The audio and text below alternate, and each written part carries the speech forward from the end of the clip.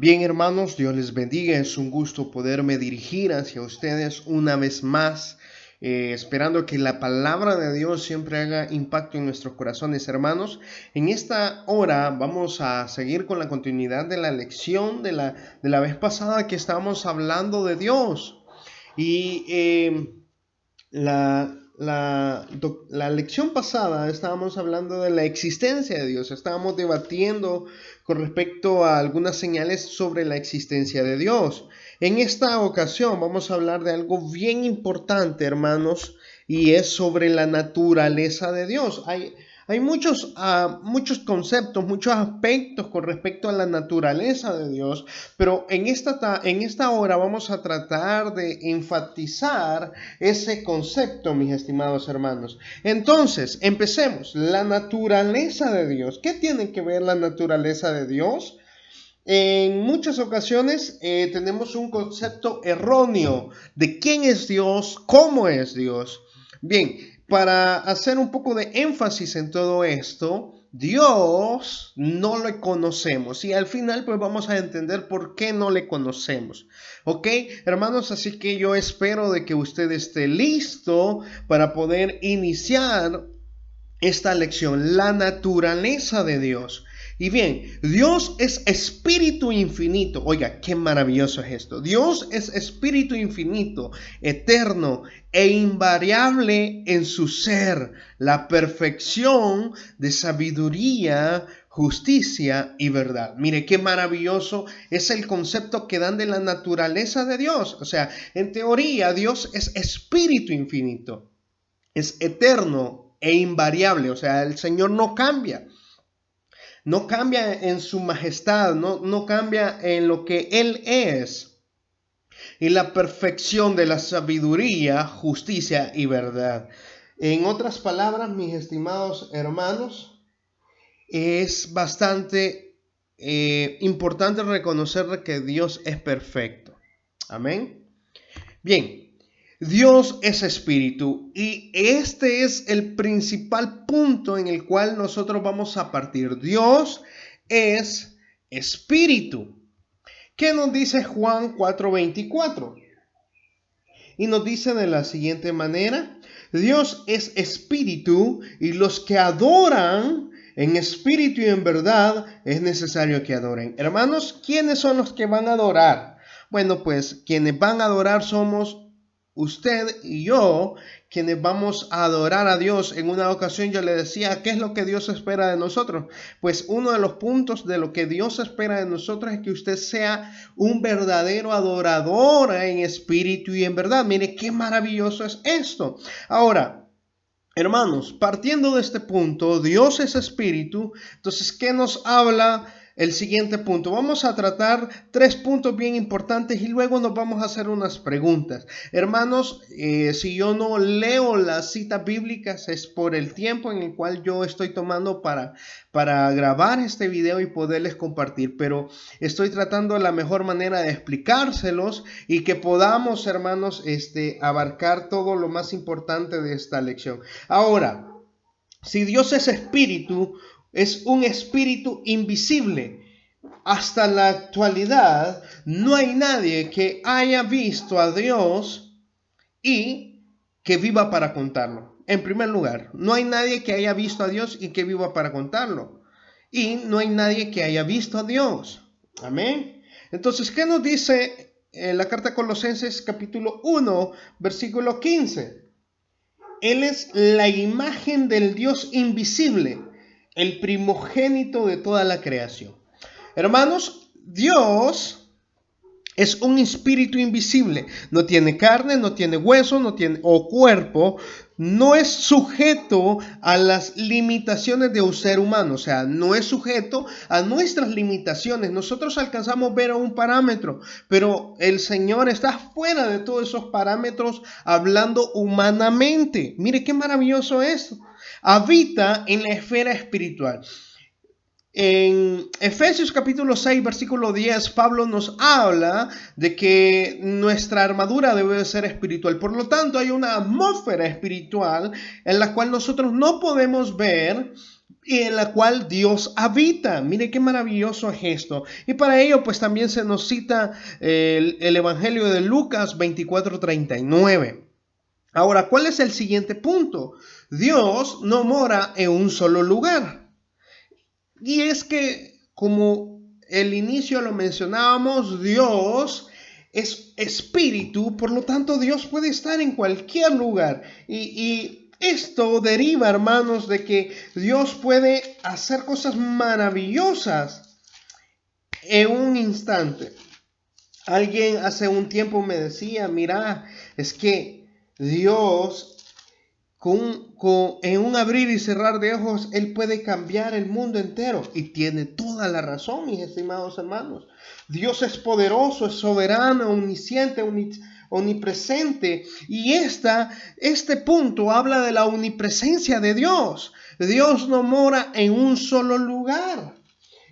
Y podemos notarlo. Miren, en estos momentos yo puedo estar hablando de Dios y en otros lugares están adorando a Dios y probablemente están recibiendo el bautismo del Espíritu Santo. Y así puedo mencionarles muchos ejemplos que podemos saber muchas personas conectadas tratando de buscar la voluntad de Dios o de la llenura del Espíritu Santo, y le aseguro que lo están recibiendo porque Dios no está en un solo lugar. Dios se puede movilizar en todo lugar.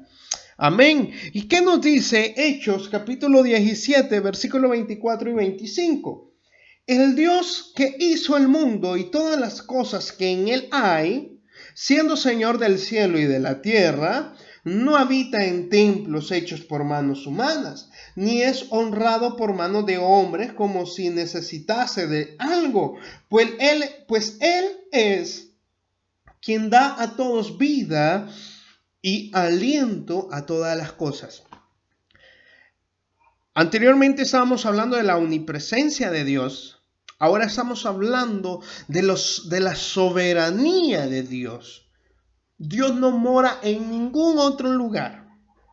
Dios no mora en un solo lugar, perdón. Dios se puede movilizar en todo lugar. Y mire qué maravilloso lo que nos dice Hechos 17, 24 y 25, que Dios hizo todo el mundo y que no es honrado por cosa creada del hombre. Como que si Él necesitase de nosotros, si somos nosotros los necesitados de Dios. Entonces parte de la naturaleza de Dios es que Dios es un espíritu, y es un espíritu invisible, como nos lo dice Colosenses 1:15. Dios no mora en un solo lugar. Dios puede estar en cualquier lugar, como nos dice Hechos 17, 24 al 25. Ahora, ¿qué más nos habla sobre la naturaleza de Dios? Pues no existe, oiga bien, eso es bien importante, no existe cosa o figura alguna con la que puede ser comparado. ¿Qué quiere decir esto? Dios no puede ser comparado. Quiere decir, pastor, de que todas las figuras que hacen otras personas, todas los ídolos que se han creado, son igualitos a Dios. No, para nada. Vea, así desde que el punto que partimos nos habla, bíblicamente nos habla de que Dios es espíritu. Entonces, por ende, no podemos figurar a un espíritu.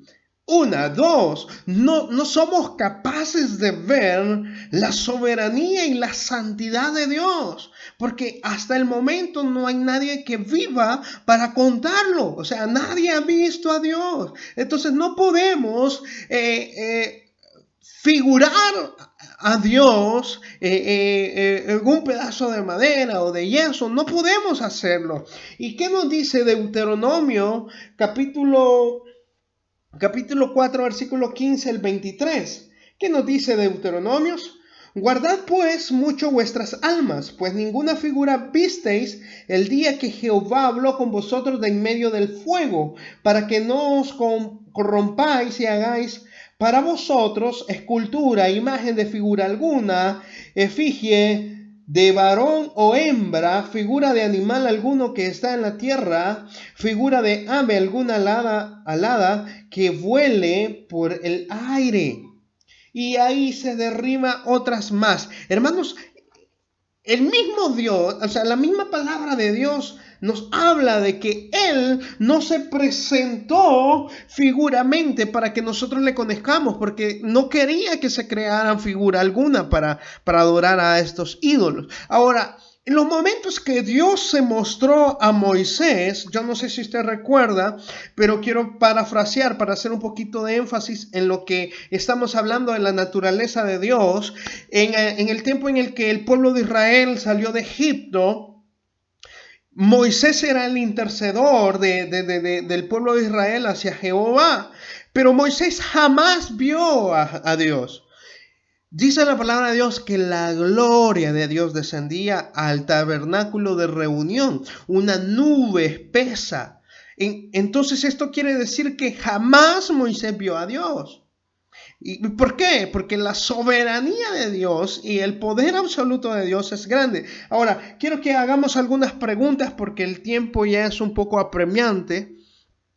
Y en primer lugar, una de las preguntas sobre los pasajes que aparentemente contradicen las declaraciones que acabamos de estar viendo, que Dios es espíritu e invisible, son las siguientes. ¿Qué significa Génesis capítulo 1 del 26 al 27? Donde lo voy a parafrasear: hagamos al hombre conforme a nuestra imagen, y ahí habla.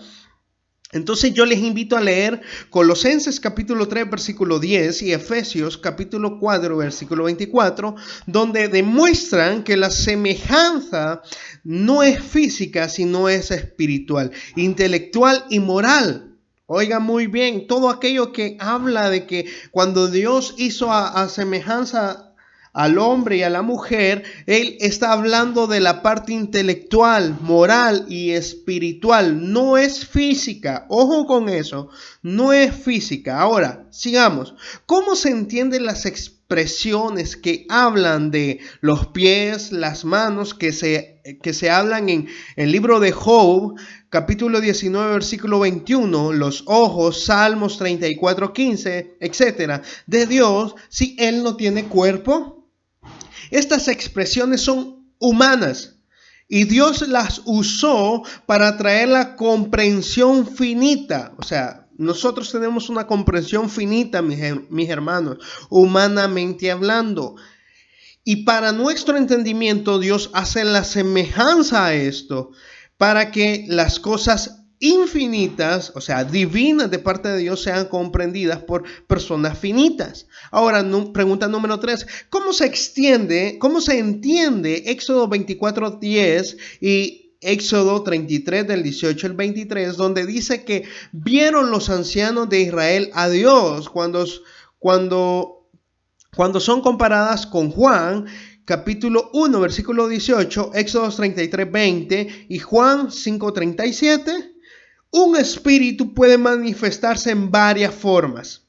Y para ello le invito a que lea Juan capítulo 1, versículo 32. Y si Dios ha manifestado en distintas maneras, por ejemplo, Moisés vio su gloria, lo que les mencionaba, pero solo una parte, Éxodo 33, 18 al 23, cuando una nube descendía sobre el tabernáculo de reunión. Se ha manifestado como el ángel de Dios, Génesis 18 del 1 al 10 y en adelante. Dios se ha manifestado en su Hijo unigénito en forma de hombre, Juan 1:18, Mateo 1:23. Esta ha sido la manifestación más gloriosa de todas. Emmanuel, Dios con nosotros. Aleluya. Mire, qué maravilloso es como cuando nosotros empezamos a sumergirnos en la palabra de Dios y empezamos a ver sobre estos temas muy importantes. Qué maravilloso es, mis estimados hermanos, abarcar este tema. Ahora, hay algo más que yo quiero tocar, y es la última parte, hermanos. Si bien es cierto, hoy estamos aprendiendo que Dios es espíritu y que no le conocemos, y quizás hasta el momento no le conoceremos, hasta el día en el que Dios decida levantar a la iglesia. Mientras tanto, tenemos que aferrarnos a entender la naturaleza de Dios. Dios es un espíritu invisible. Dios no mora en un solo lugar. Dios no existe cosa o figura alguna con la que pueda ser comparado. Ahora, la última parte, mis estimados hermanos. Así vemos que correctamente dice que vieron a Dios. Hemos leído, y yo creo que más de algún pasaje hemos leído donde a algunos personajes bíblicos hablan de que vieron a Dios. Pero solo le vieron la forma de la que Él, o sea, el mismo Dios, manifestó de sí mismo. ¿Qué quiere decir esto? Dios se manifestó en la manera en la que el ser humano pudiera comprender. No le vieron en toda su majestad. Y esto es lo que yo les decía al inicio. Porque ninguno puede verle así y vivir. ¿Qué nos dice Primera Carta de Timoteo 6, versículo 16? El único que tiene inmortalidad, oiga bien, que habita en la luz inaccesible, a quien ninguno de los hombres ha visto ni puede ver, al cual sea la honra y el imperio sempiterno. Amén. Perdón ahí por habérseme trabado la lengua. Hermanos, no hay poder mayor que el de Dios. Y ninguno puede ver a Dios y vivir para contarlo. Esto es lo que yo les puedo decir. La naturaleza de Dios sobrepasa todo límite humano. Ahora, Dios nos ha permitido y nos ha dado herramientas, instrumentos útiles. Por ejemplo, la palabra de Dios, la Biblia. Leamos la Biblia para no caer en ninguna doctrina errónea, mis estimados hermanos. Y yo les aseguro que cada día entenderemos más sobre la naturaleza de Dios. Bien, hermanos, he llegado hasta acá con el capítulo La naturaleza de Dios. Espero, hermanos, que se comprenda muy bien. Y el próximo martes, si Dios lo permite, estaremos hablando sobre la personalidad de Dios. Mire, qué maravilloso. Así que, hermanos, ha sido un privilegio dirigirme hacia ustedes. Recuerden, seguimos orando los días que tenemos culto. Y sobre todo, hermanos, espero que estén bien. Un abrazo a la distancia. Dios me les bendiga y nos vemos a la próxima. Dios me les bendiga.